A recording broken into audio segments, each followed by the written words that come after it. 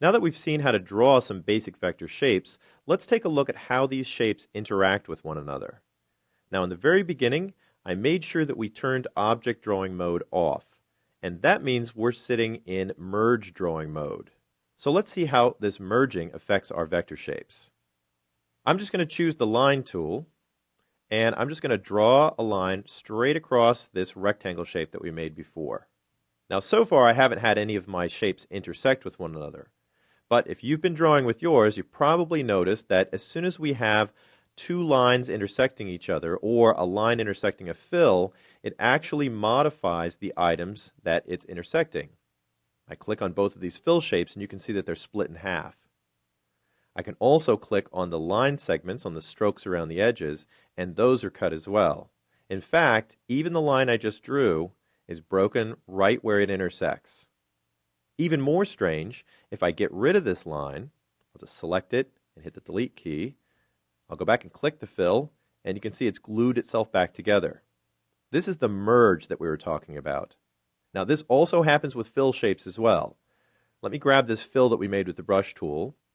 I'm just going to change the color so that we can see the difference here. So I'm going to go up to my fill color, and I'll just choose a green here. Now I'm going to select that fill. I didn't double click, so I've only got the fill shape, and I'm going to drag it on top of the rectangle shape that we made before. When you have shapes selected, and you can see the cross-hatching, they're kind of in a suspended state where you can move them around.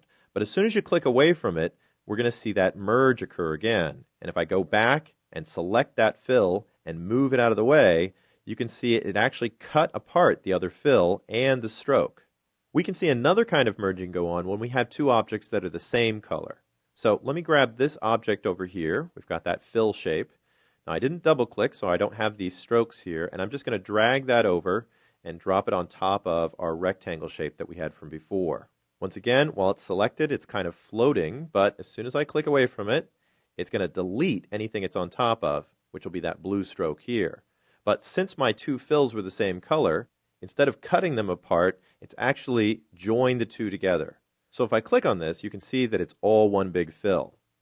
Now there is one more thing I want to talk about when we're dealing with this merge model, and that is marquee selection. I'm going to click away from everything, and our normal selection tool we can also use just by dragging around objects to select them.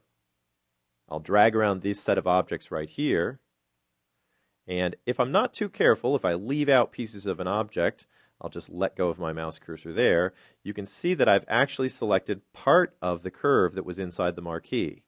Once again, we're seeing it cut apart these areas, and I'm leaving little pieces behind. And that includes the top of this fill as well. If I grab what I've selected, I'm actually going to see everything break apart at those points, and I'm going to make a big mess out of everything. So just be careful when you're using the marquee selection. Now I'm just going to undo that change so I don't leave these pieces all over the place, and I'll click and deselect. Now there is one easy thing that we can do to avoid all this merging, and that is draw in multiple layers. As you can see, we've been working all in the same layer, and that's why each one of these objects interacts with each other. Now we will be looking at multiple layers in the next chapter, but for this chapter, I'd like to look at a couple strategies that we can use inside of a layer to keep this merging from going on.